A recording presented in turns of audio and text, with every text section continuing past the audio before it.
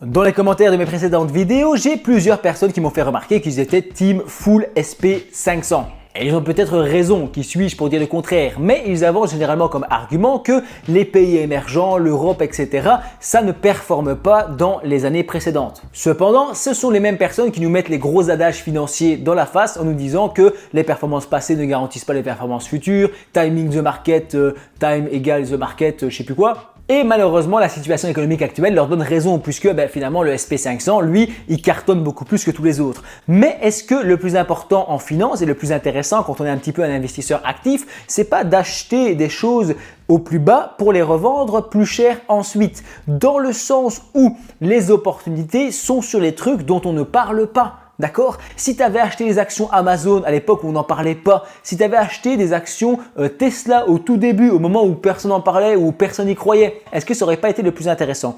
Donc ma logique, c'est que les ETF Europe, les ETF pays émergents pourraient vraiment être des clés et des opportunités pour l'avenir. Aujourd'hui, ça vaut pas très cher, ça a une performance qui n'est pas incroyable, mais ça peut être le moment justement d'accumuler des parts à un prix dérisoire par rapport au prix il y a 10 ans. Et évidemment, tout est question de conviction. Il n'y a aucun conseil en investissement, aucune recommandation d'achat ou de vente. Tu dois faire tes propres recherches et comprendre qu'investir comporte des risques de perte en capital. Une vidéo YouTube, ça reste du divertissement. Et même si je m'emballe de temps en temps, je ne donne aucun conseil financier. Mais là, je dois quand même te confier un petit secret, c'est que j'ai acheté un ETF Inde il y a moins de 1 an. Et l'ETF Inde a rapporté plus de 16% de rendement. 16% sur 1 an pour un placement qui est réputé pas ouf, puisque l'Inde, c'est pas encore le monstre économique qu'on nous a vendu il y a plusieurs années, même si on est d'accord que l'Inde, franchement, dans notre dos, ils sont en train ici de faire une expansion formidable. C'est vraiment un pays de croissance.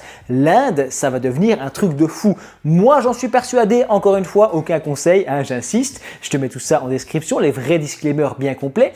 Mais l'Inde, si tu veux mon avis d'investisseur particulier honnête, je pense que sur 10 ans, 15 ans, ça va être incroyable. Quoi qu'on en dise, l'Inde, ça reste l'une des économies les plus dynamiques de la planète sur les dernières années. Pas un petit peu, il y a des taux de croissance du PIB qui donnent réellement le vertige. Et pour nous investisseurs, ça peut simplement être un magnifique terrain de jeu. L'Inde, c'est près de 1,5 milliard d'habitants, d'accord? Enfin, je sais pas, qu'est-ce que tu veux que je te donne d'autre comme statistique? À part que cette population, en plus, elle est ultra jeune. Près de la moitié des habitants en Inde ont moins de 30 ans. On est loin des histoires de pyramide des âges inversées comme en Europe ou aux États-Unis où il y a plus de personnes âgées que de jeunes. Investir en Inde, ça pourrait donc être donner une dose de jeunesse à son portefeuille d'investissement en bourse. Imagine une armée de consommateurs jeunes de plus en plus ambitieux, créatifs, prêts à travailler, prêts à prouver au monde leurs valeurs. Parce que oui, la classe moyenne indienne grandit à toute vitesse. Et ils veulent tout, des téléphones dernier cri, des voyages, des voitures de luxe.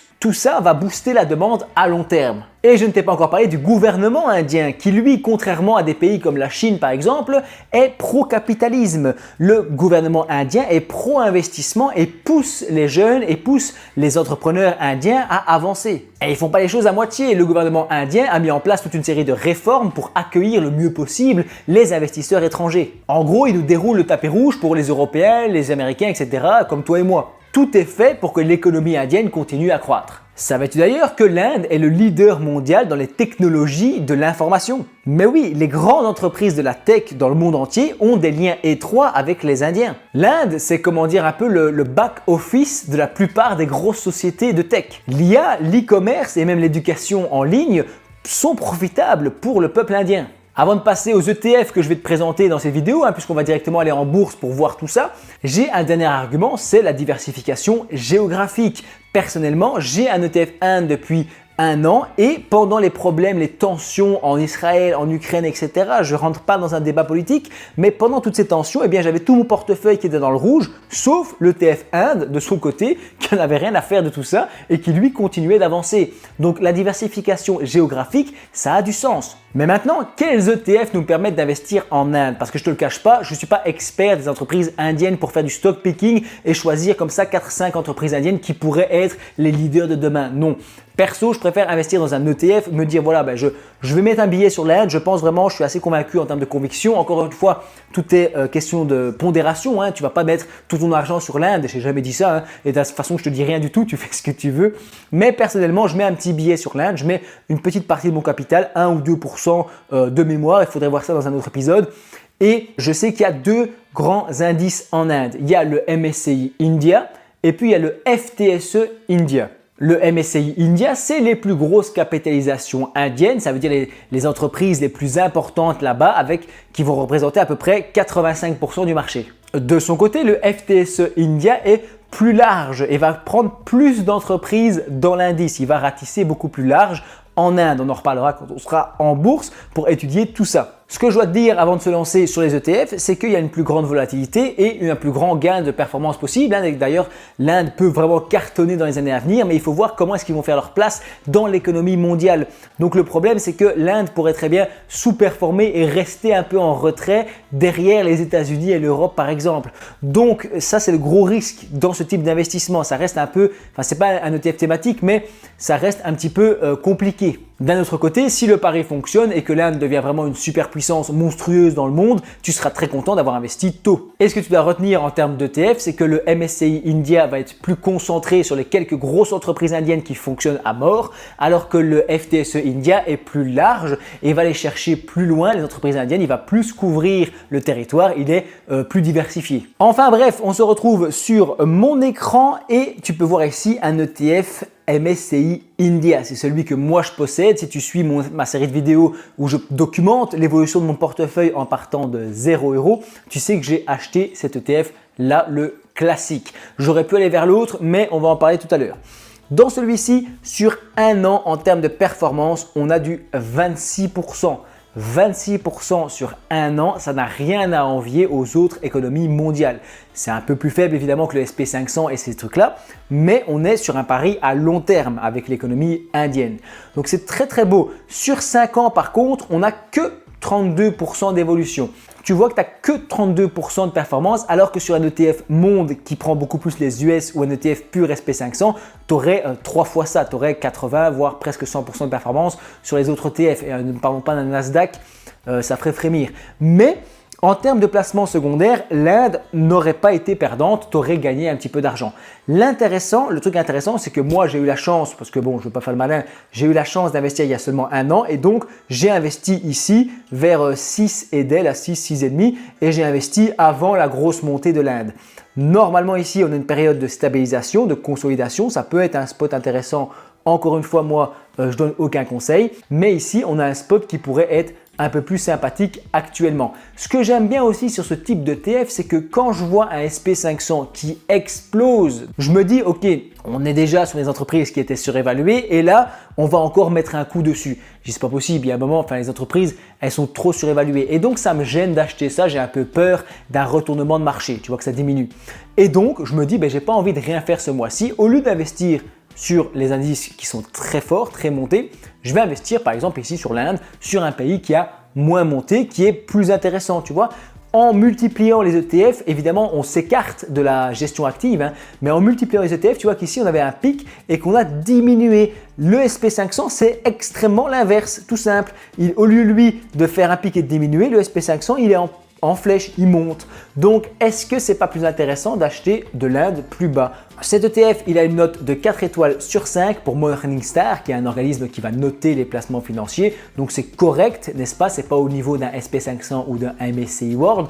On est physique, capitalisant, c'est le plus gros ETF MSCI India. Il y en a d'autres, synthétiques, tout ce que tu veux. Donc ça, je te laisse faire tes propres recherches, mais ça, c'est le plus gros, le plus classique. Il a 0,65 de frais. C'est un peu cher. C'est un peu cher. Il y a d'autres ETF qui ont moins de frais, mais qui ne suivent pas exactement le même indice. On va en reparler après. En termes d'entreprise, tu peux voir dans la répartition des actifs, on est à 17% défensif, donc c'est correct. Un MSCI World, dans mon souvenir, c'est 20% de défensif. 35% de légèrement cyclique et 47% de cyclique. Ces deux stats sont inversés dans un MSCI World. Ça veut dire que tu vas avoir plutôt 47% de moyennement cyclique, de classique, et tu vas avoir 30% de cyclique, tu vois. Donc, c'est un peu plus volatile un ETF Inde. Évidemment, on a des entreprises d'Inde dans le top 10 des positions avec Reliance Industries, un géant en Inde dans l'immobilier si je me souviens bien. On va avoir plein d'entreprises indiennes que je connais à moitié, je t'avoue, puisque je ne me suis pas intéressé au stock picking en Inde. Je ne vais pas acheter des entreprises indiennes. Je ne me sens pas assez confiant pour faire du stock picking sur l'Inde. Par exemple, en Europe où tu me dis « ouais, moi je ne suis pas chaud de prendre un ETF européen, je préfère prendre quelques actions bien choisies sur l'Europe ». Ok, d'accord, on maîtrise. Moi perso, l'Inde, j'y connais pas grand-chose, donc je préfère passer par un ETF. Chacun a son profil, chacun a sa manière. Très important, il faut que je te montre le KID, document d'information clé du fonds, qui nous dit que cet ETF a un risque 5 sur une échelle de 1 à 7. Un ETF monde classique a un risque 4, donc tu es un peu plus risqué sans être extravagant. Sur un placement de 10 000 $, je vais y arriver sans te donner le tournis, on pourrait après 5 ans espérer 1 600 $ dans un scénario de tension et 19 400 $ dans un scénario très favorable, donc une performance très correcte qui pourrait doubler notre investissement en moins de 5 ans, ce qui est excellent, tel un ETF monde par exemple. Donc si je descends, je vais voir ici que les frais sont à 0,65 plus 0,04, donc 0,69 de la valeur de mon investissement par an. Ça fait un petit peu plus mal que les ETF classiques. Un ETF monde, ça tourne à 0,20 par exemple. Là, tu es largement 3 fois supérieur. Deuxième ETF, on passe sur un Franklin Templeton ICAV, Franklin FTSE, India UCITS, ACC.